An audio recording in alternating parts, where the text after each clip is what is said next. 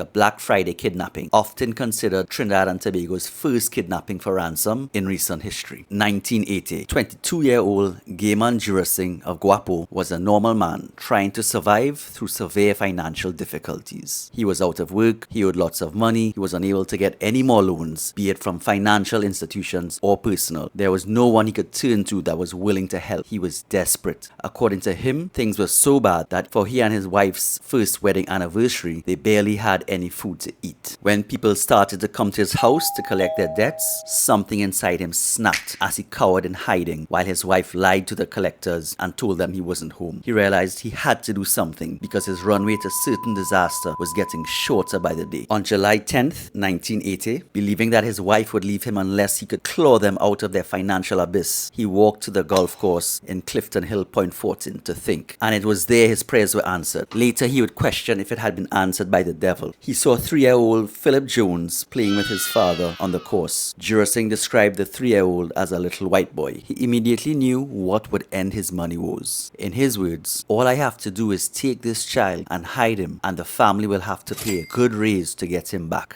The Jones family lived very near to the golf course. Friday, July 11th, the morning after playing on the golf course, Philip went into their yard to play. Eventually, his mother realized he was missing. She reported it to the police and contacted her husband, the Dunlop Works manager, Patrick Jones. They set out in search of their 3-year-old son, but found no trace. Upon returning home, they found a ransom note demanding $30,000 stuck in their gate. The ransom was quickly paid on the same day, but when there was no sign of Philip, officers waiting in ambush arrested Jurasingh as he retrieved the envelope full of the ransom money. He was interrogated regarding the young boy. He eventually cracked and said he had given the 3-year-old a sleeping pill and held his mouth shut to make him swallow. But Philip started to froth at the mouth and he went limp. So Jurasingh put him in a garbage bag and threw him in the river. However, the little boy's body was not found in the river. It was found in a ditch not too far from his home, and he had been stabbed 5 times, not too long after he had been kidnapped. Jurasingh would be sentenced to death.